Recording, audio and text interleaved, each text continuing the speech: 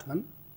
आज सहज योग में पलटू साहब की इस कुंडली पर चर्चा करते हैं। नाव मिली केवट नहीं। पलटू साहब दूसरे कबीर हैं। यारी साहब की परंपरा में यारी साहब के शिष्य बुल्ला साहब, फिर उस परंपरा में गुलाल साहब, भीखा साहब, गोविंद साहब और पलटू साहब गोविंद साहब के शिष्य हैं।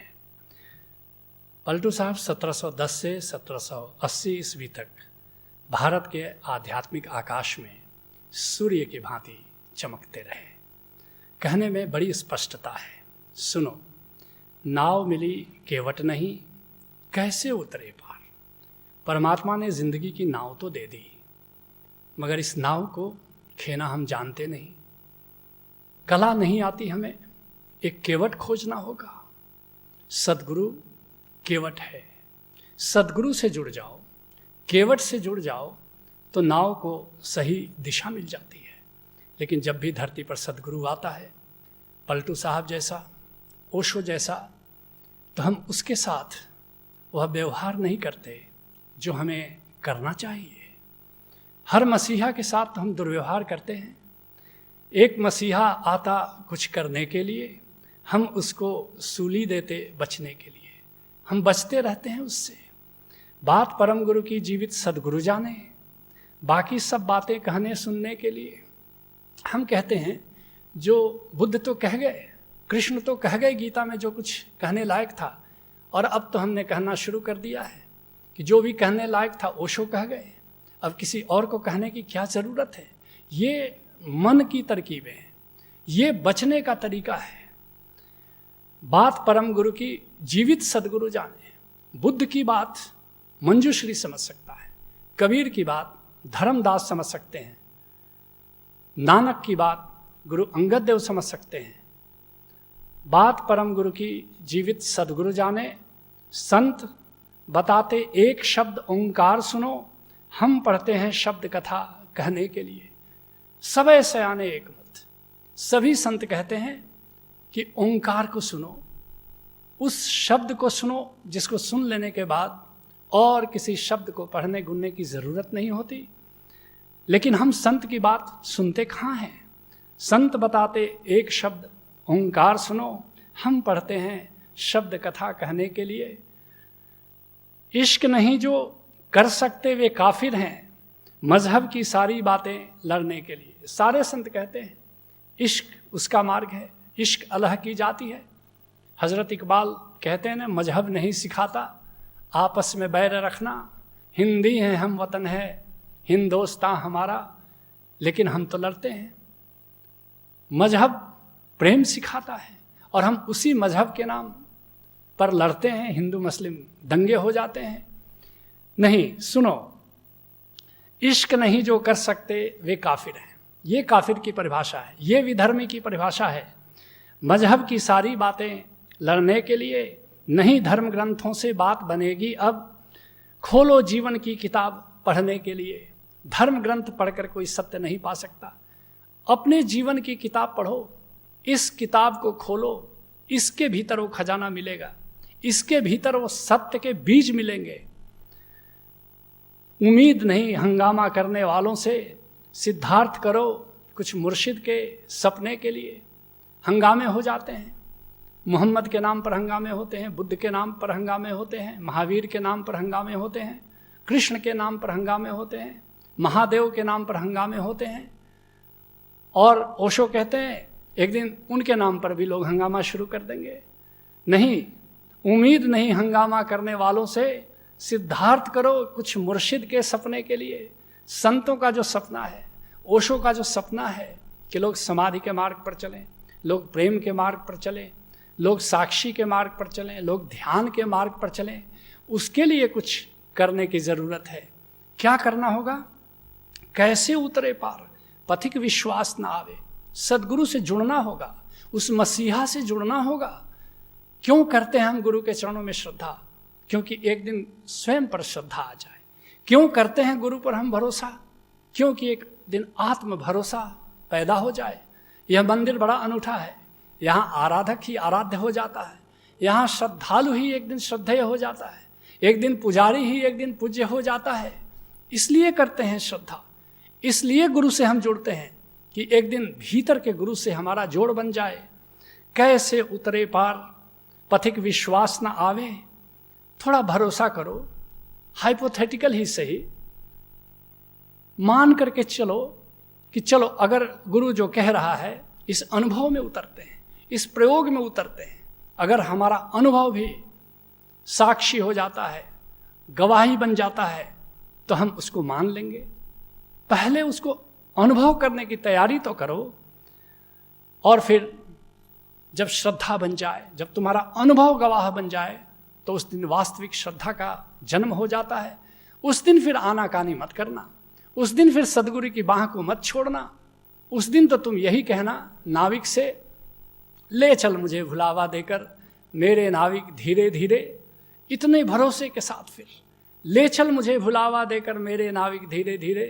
जिस निर्जन सागर में लहरी, अंबर के कानों में गहरी, रुक कर मौन कथा कहती हो, तज कोलाहल की अवनी रे। ले चल मुझे भुलावा देकर मेरे नाविक धीरे धीरे।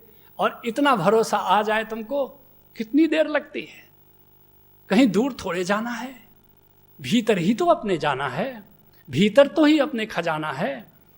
लगे नहीं बैराग यार कैसे को पावे। लेकिन यात्रा की शुरुआत कैसे होगी?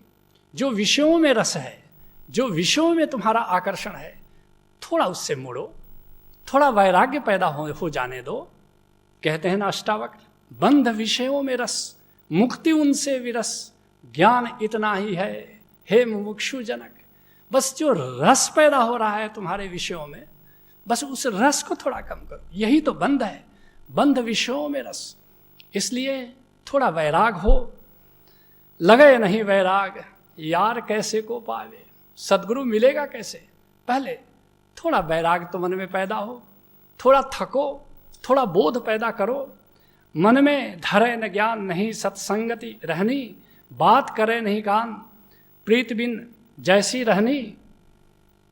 कहते हैं मन में धरे न ज्ञान, गुरु जो कहता है ऐसे उसको धारण कर लो जैसे सीप स्वाति की बूंदों को धारण करता है और उसमें मोती बन जाता है। ऐसे ही जब गुरु कुछ बोलता है तो बीज बना लो, उसको अपने हृदय में धारण कर लो, अपने हृदय के खेत में उस बीज को गिरने दो, और फिर जो बीज पल्लवित होगा, पुष्पित होगा, जैसे सीप में स्वाति बूंद मोती बन जाती है, ऐसे ही गुरु के वचन तुम्हारे हृदय के सीप में पड़कर एक दिन मोती बन जाते हैं। मन में धरे न ज्ञान नहीं सत्संगति रहनी, बात करे नहीं कान प्रीत बिन जैसी कहनी। और थोड़ा सत्संग में बैठो, जरा गुरु के पास उठो बैठो। बिन सत्संग विवेक न होई, राम कृपा बिन सुलभ न सोई। याद रखना, बिना सत्संगति से प्रज्ञा का जन्म नहीं होता, बिना सत्संगति से विवेक पैदा नहीं होता। बिन सत्संग विवेक न होई, राम कृपा बिन सुलभ न सोई। या मीरा कहती है ना, मनुआ राम नाम रस पीजे, तज कुसंग सत्संग बैठ नित, हरि चर्चा कर लीजिए। मनुआ राम नाम रस पीजे। क्या है कुसंग? जहां कामना पैदा हो वो कुसंग है, जहां कामना क्षीण हो वो सत्संग है। वहां उठो बैठो, गुरु के चरणों में उठो बैठो। और याद रखना, संत और गुरु की पहचान यही है, जो तुम्हारा मनोभंजन करे, जो तुम्हारी मनोकामना पूरी करे, वो संत नहीं है, वो गुरु नहीं है। इस कसौटी पर कस लेना। जहां कहा जा रहे हो कि यहां आना तुम्हारी मनोकामना पूरी हो जाएगी, समझ लेना गलत जगह बैठे हो। जो संत कहे अपने मन को बाहर रख करके आओ, अपने मन का भंजन करके आओ। जहां मनोभंजन होता हो वहां पहुंच जाना, उन चरणों को पकड़ लेना। बात करे नहीं कान प्रीत बिन जैसी कहनी। सुनो और श्रवण दोनों में बड़ा भेद है। जब प्यार से किसी को सुनते हो तो श्रवण बन जाता है, जब समग्रता से किसी को सुनते हो तो श्रवण बन जाता है। लेकिन मन में विचार चल रहा है और तुम सुनते हो तो सुनना तो हो रहा है, श्रवण नहीं बन रहा है। उसी तरह जब कहने और कथन में बड़ा फर्क है। जब तुम किसी को प्यार से कहते हो, मीठे ढंग से कहते हो, तो वो कथन है। और ऐसे ही कुछ भी कहे चले जा रहे हो, कहना तो हो रहा है, लेकिन याद रखना वो कथन नहीं है। पलटू साहब कहते हैं, छूटी डगमगी ना ही संत को वचन न माने, मूर्ख तजय विवेक चतुराई अपनी आने। और इस तरह तुम्हारा चित्त डगमग डगमग होता है, स्थिरता नहीं आती। कृष्ण जिसको कहते स्थित प्रज्ञता चाहिए, वह कैसे विदा होगा? ये डगमग, ये चंचलता कैसे विदा होगी?